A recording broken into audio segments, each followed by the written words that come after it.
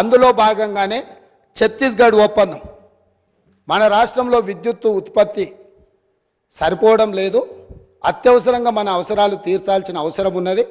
కాబట్టి ఏ టెండర్లు లేకుండానే డైరెక్ట్గా మేము ఆ ఛత్తీస్గఢ్ ప్రభుత్వానికి సంబంధించిన ప్రభుత్వ సంస్థతో తెలంగాణ రాష్ట్ర ప్రభుత్వం డిస్కామ్లు ఒప్పందం చేసుకుంటున్నాయని ఆ రోజు ఇదే సభలో ఈ ఒప్పందాలతో వేల కోట్ల రూపాయల భారం పడబోతుంది, ఈ భారాన్ని తెలంగాణ ప్రజలు భరించలేని పరిస్థితికి దారితీస్తుంది, ఈఆర్సీ ముందల మేము ఫిర్యాదులు చేయడమే కాకుండా మా వాదనలు వినిపించినాం.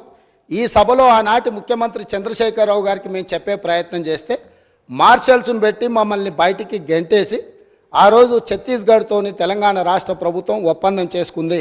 దీనికి సంబంధించి విద్యుత్తు జేఏసీకి సంబంధించిన తెలంగాణ ఉద్యమంలో క్రియాశీలక పాత్ర పోషించిన ఒక జెన్కో ట్రాన్స్కో అధికారి నివేదిక ఇచ్చి ఈ ఒప్పందం వల్ల నష్టం జరుగుతుంది అన్నందుకు అతన్ని ఎక్కడనో మారుమూల ప్రాంతానికి బదిలీ చేసి కక్ష సాధింపుగా అతనికి ఉన్న హోదాను తగ్గించి ఒక చిన్న ఉద్యోగంలో నియమించారు అధ్యక్ష. వారు ఇక్కడ సభ్యుడు కాదు కాబట్టి వారి పేరు తీసుకుంటలేను. సంస్థలో పనిచేస్తున్న ఉద్యోగి అనుభవంతో తెలంగాణ ఉద్యమంలో విద్యుత్తు జేఏసీని క్రియాశీలకంగా ముందుకు నడిపించి ఉద్యమంలో ముందున్న వ్యక్తిని తెలంగాణ రాష్ట్రం వచ్చిన ఎంబడే శిక్షించి ఎక్కడో మారుమూల ప్రాంతానికి బదిలీ చేసి ఉన్న హోదా కంటే అతనికి డిమోషన్. తెలంగాణ ఉద్యమంలో పాల్గొన్న వాళ్ళు తెలంగాణ రాష్ట్ర సాధనలో క్రియాశీలక పాత్ర పోషించిన వాళ్ళను మనం సమర్థించే అవసరమైతే ప్రమోషన్ ఇవ్వాలి. ఒకవేళ ప్రమోషన్ ఇవ్వడానికి మీకు మనస్కరించకపోతే ఉన్న హోదాలనైనా ఉంచాలి. అలా కాకుండా శిక్షించి బదిలీ చేసిండ్రు. అతను కూడా ఆనాడు ఈఆర్సీ ముందు తన వాదన వినిపించిండు. ఆ వాదనను పెడచెవిన పెట్టి ఛత్తీస్గఢ్ ఒప్పందం చేసుకున్నారు. ఈ ఛత్తీస్గఢ్ 1000 మెగావాట్ల ఒప్పందం 3/11/2014 నాడు ఏదైతే ఒప్పందం మీద సంతకం చేసిండ్రో ఈ నివేదికలోనే ఉంది, నేను కొత్తదేం చెప్పడం లేదు, వారు చూసుకోవాలి. పేజీ నెంబర్ 11, 12లో ఉన్న వాటిని అసలు ఈ విద్యుత్తు వినియోగించినా వినియోగించకపోయినా అదేవిధంగా విద్యుత్తును రవాణా చేయడానికి వినియోగించాల్సిన కారిడార్ను పర్మనెంట్ ఒప్పందం చేసుకోవడంతో విద్యుత్తు సరఫరా అయినా కాకపోయినా దాదాపుగా 1362.424 కోట్ల రూపాయలు ఈరోజు ప్రభుత్వం మీద భారం పడ్డది. ఆ విద్యుత్తు కొనుగోళ్లలో ఆనాడు కేంద్ర ప్రభుత్వము మనకు తక్కువ ధరకు విద్యుత్ ఇవ్వడానికి సిద్ధంగా ఉన్నా పెడచెవిన పెట్టి మీరు మీ ఆలోచనతో మీ అవగాహనతో మీకు ఎలాంటి ఉద్దేశాలు ఉన్నాయో నాకు తెలియదు, ఆ ఉద్దేశాలు ఈరోజు విచారణతో బయటికి రావాలి. కాబట్టి రేపు జరగబోయే జ్యుడిషియల్ ఎంక్వైరీలో ఛత్తీస్గఢ్తో తెలంగాణ రాష్ట్ర ప్రభుత్వం చేసుకున్న ఒప్పందాల మీద 100% విచారణకు ఆదేశిస్తున్నాము.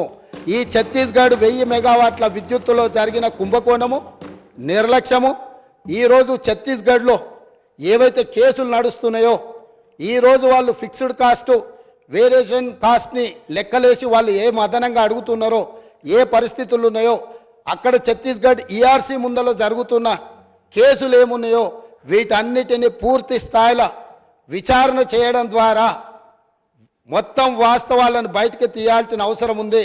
ఛత్తీస్గఢ్ ఒప్పందం మీద ఈ ప్రభుత్వం విచారణకు ఆదేశిస్తుంది అధ్యక్ష. అదేవిధంగా అధ్యక్ష, యాదాద్రి థర్మల్ పవర్ ప్రాజెక్ట్ ఆ రోజు ప్రజల సెంటిమెంట్ ఏదైతే ఉందో ఈ ప్రజల సెంటిమెంటును తమకు అనుకూలంగా మార్చుకొని ఇండియా బుల్స్ అనే కంపెనీ గుజరాత్లో 1080 మెగావాట్ల విద్యుత్ సామర్థ్యంతో ప్రైవేట్ సంస్థ నిర్మించదలుచుకున్న ప్రాజెక్టును కేంద్ర ప్రభుత్వం విధి విధానాలలో మార్పు తీసుకొచ్చింది.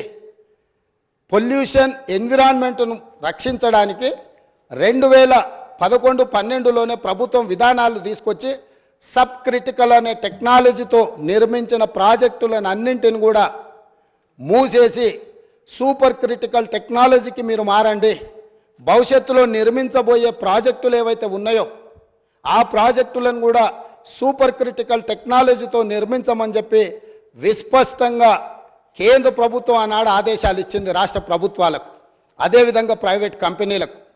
అందుకోసము సూపర్ క్రిటికల్ టెక్నాలజీ ఉంటేనే 2013 తర్వాత ప్రాజెక్టులు నిర్మించాల్సిన నిబంధనలు ఉండడంతో గుజరాత్కు సంబంధించిన ఇండియా బుల్స్ అనే కంపెనీ BHELకు ఆల్రెడీ సబ్ క్రిటికల్ టెక్నాలజీతో పర్చేజ్ ఆర్డర్ ఇచ్చున్నది కాబట్టి ఆ కాలం చెల్లిపోయిన సాంకేతిక పరిజ్ఞానంతో ఆ ప్రాజెక్టు నిర్మించడానికి అవకాశం లేదని తెలిసి ఆ ఇండియా బుల్స్ కంపెనీ BHELకు మా డబ్బులు మాకు వాపసు ఇవ్వండి అని అంటే, మీరు ఆల్రెడీ కొనుగోలు ఒప్పందం చేసుకున్నారు, డబ్బులు చెల్లించారు, మీకు తిరిగి ఇవ్వడానికి కుదరదు.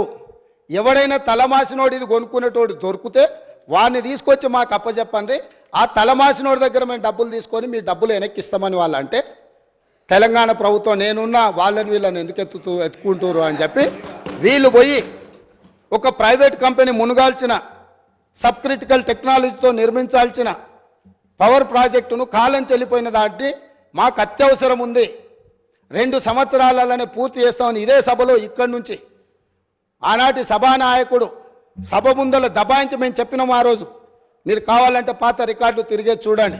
ఇది సబ్ క్రిటికల్ టెక్నాలజీకి కాలం చెల్లిపోయింది, ఇది ప్రపంచంలో ఎక్కడ మనుగడ సాధిస్తలేదు, దీంతో కాలుష్యం వస్తుంది, విద్యుత్ ఉత్పత్తి సామర్థ్యం తగ్గుతుంది, తద్వారా నష్టము, దీన్ని వద్దు అని మేము చెప్తే ఖచ్చితంగా నేను చేస్తా, 2 ఏళ్లలో పూర్తి చేస్తా అని వారు చెప్పడం జరిగింది అధ్యక్ష.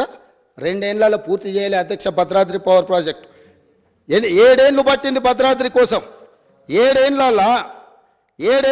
4 × 270 1080 మెగావాట్స్, 2 సంవత్సరాలలో 6,75,00,000 ప్రతి మెగావాట్కు ఖర్చు పెట్టి ప్రాజెక్టు నిర్మిస్తామని ఒప్పందం చేసి ఈ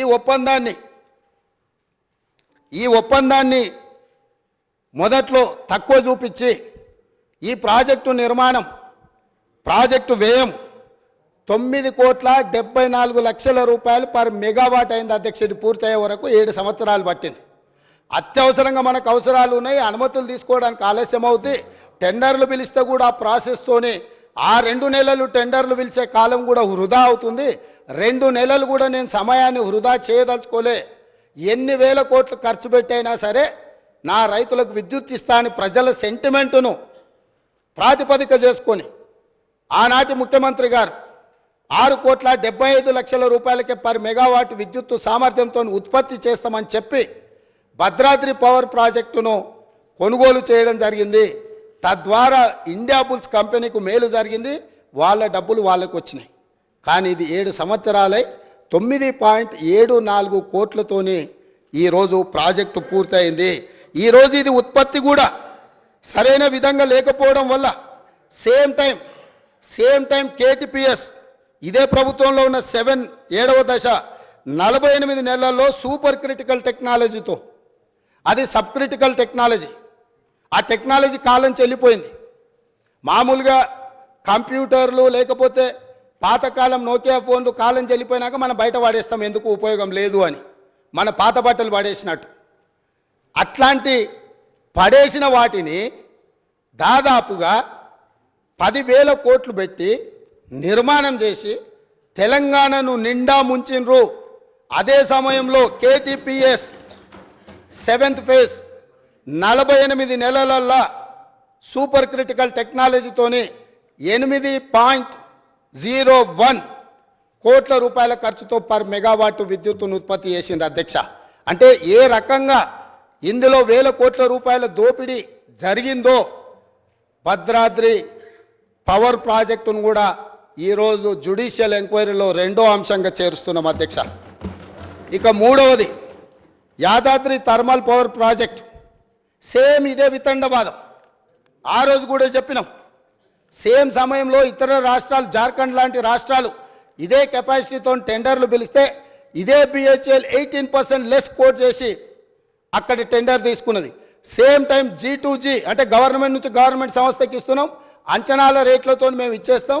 ఎందుకు అని అంటే ఇది కూడా 24 నెలల పూర్తి అయిపోతే 24 నెలల ప్రాజెక్టు నిర్మించి యాదాద్రి పవర్ ప్రాజెక్టును పూర్తి చేసి తెలంగాణ మొత్తం వెలుగులు ఇస్తామని చెప్పి ఆ రోజు ఒప్పందం చేశారు. ఎప్పుడు చేసిండ్రు అధ్యక్ష?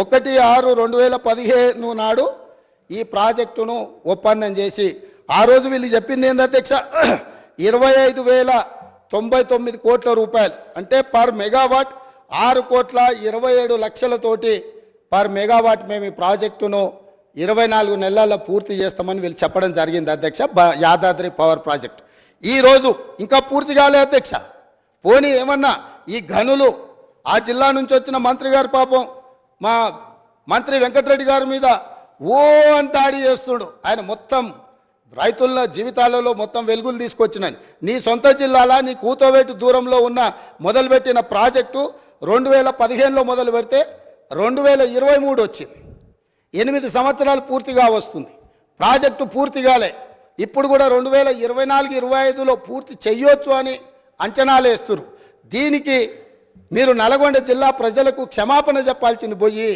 మంత్రులు ఏది మాట్లాడితే ప్రతి మంత్రి మీద దాడులు చేయడమేనా అది ఈరోజు దాదాపుగా 6,27,00,000కు మేము చేస్తామని డిపిఆర్ మొదలుపెట్టి ఈరోజు 34,543 కోట్లకు అంచనాలు పెరిగినాయి దాంతో కూడా పూర్తి కావడం లేదు 8,64,00,000 రూపాయలకు పర్ మెగావాట్ ఇవాళ పూర్తి చేస్తామని వచ్చింది కానీ ఇది పూర్తి కాలేదు కాబట్టి ఇది కూడా 9 కోట్ల పైచిల్కు చేరుతుంది అంటే 6,27,00,000కు పర్ మెగావాట్తో మొదలుపెట్టిన యాదాద్రి పవర్ ప్రాజెక్టు దాదాపుగా 9 కోట్లకు అంచనాలు పెరిగింది 8 సంవత్సరాలు పట్టింది అదే సమయంలో ఎన్టీపీసీ రామగుండం ఫేజ్ 1 ప్రాజెక్టును నిర్మిస్తే 7,63,00,000కు మాత్రమే పర్ మెగావాట్తోని ఎన్టీపీసీ పూర్తి చేసింది అధ్యక్ష నేను ఏం చెప్పదలుచుకున్నా అంటే భద్రాద్రి నిర్మించినప్పుడు ప్రాజెక్టు కాస్ట్ ఇతరవి రాష్ట్ర ప్రభుత్వ కేంద్ర ప్రభుత్వ పరిధిలో ఉన్న వాటిని పూర్తి చేసిన ఏ ధరకు పూర్తయినాయి అదేవిధంగా యాదాద్రి పవర్ ప్రాజెక్టు వీళ్ళు G2G పేరు మీద ఓపెన్ టెండర్ గ్లోబల్ టెండర్ పిలవకుండా ఒప్పందాలు చేసి BHELకి ఇచ్చి BHEL వెనకాల నుంచి మళ్ళీ ఎవరెవరు వచ్చిందో అవన్నీ విచారణ తేలితే అధ్యక్ష నేను ఇప్పుడు వేగ్గా ఏది మాట్లాడదలుచుకోలే కాబట్టి యాదాద్రి పవర్ ప్రాజెక్టు 4,000 మెగావాట్లతోని ఏదైతే నిర్మాణం చేపట్టి తెలంగాణ మొత్తం విద్యుత్తును అందిస్తామని గత ప్రభుత్వం చెప్పిందో ఈనాటికి కూడా పూర్తి కాలేదు ఈ పూర్తి కాకపోవడానికి ఈ అంచనాలు పెరగడానికి అదే సమయంలో సూపర్ క్రిటికల్ టెక్నాలజీతోని అత్యంత అధునాతనమైన విధానాలతో ఏదైతే నిర్మాణం జరిగినాయో ఆ పక్కనే ఉదాహరణకు ఉన్నాయి కాబట్టి ఈ 3 ప్రాజెక్టులు ఒకటి ఛత్తీస్గఢ్ ఒప్పందం 2 భద్రాద్రి కొత్తగూడెంలో నిర్మించిన 1,080 మెగావాట్ల నిర్మాణము ఒప్పందం అదేవిధంగా మూడవది యాదాద్రి థర్మల్ పవర్ ప్రాజెక్టుకు సంబంధించి BHELతో చేసుకున్న ఒప్పందాల నుంచి ఈనాటికి జరిగిన పరిణామాల మీద వారు కోరుకుంటున్నారు కాబట్టి పారదర్శకంగా ఉండాలని వారు ముందుకు వచ్చినందుకు అభినందిస్తూ మా వైపు నుంచి కూడా మేము పారదర్శకంగా ఉన్నాం తమరి అనుమతితోని జ్యుడిషియల్ ఎంక్వైరీకి ఈ 3 ప్రాజెక్టుల్లో మేము రెఫర్ చేస్తున్నాము దీనికి కావలసిన మిగతా కార్యాచరణ మా శాఖ మంత్రి గారు ఉప ముఖ్యమంత్రి గారు దీన్ని నెక్స్ట్ ప్రొసీడింగ్స్ ఏమి ఇవ్వాలి ఏ రకంగా ముందుకెళ్లాలనో దీని మీద దృష్టి పెడతామని తెలియజేస్తున్నా అధ్యక్ష